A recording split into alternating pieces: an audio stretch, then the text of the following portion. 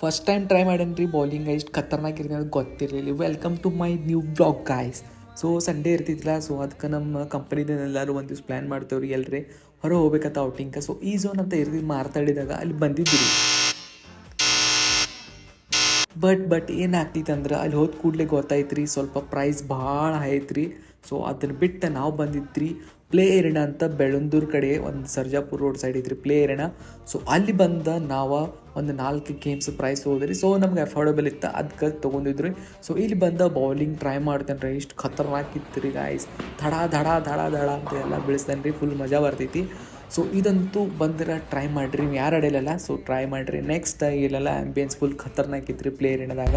ಇಲ್ಲೆಲ್ಲ ಗೋ karting, paint ball ಇವೆಲ್ಲ games ಇದ್ರಿ. ಇದ್ರೊಳಗೆ ನಾವು ಚೂಸ್ ಮಾಡಿದ್ವಿ ಗೋ ಕಾರ್ಟಿಂಗ. ಸೊ ಈ ಥರ ಎಲ್ಲ ಹಾಕಿ ತಲೆ ಮ್ಯಾಗ ಮಸ್ತ್ ಪೈಕಿ ಮೌ ಮಾಡಿಬಿಡ್ತಾರೆ ರೀ. ಸೊ ಇದೊಂದು ಮಸ್ತ್ ಇತ್ತು ರೀ. ನಿಮ್ಗೆ ಇದು ವಿಡಿಯೋ ಲೈಕ್ ಶೇರ್ ಮಾಡಿರಿ. ಓಕೆ ಬಾಯ್.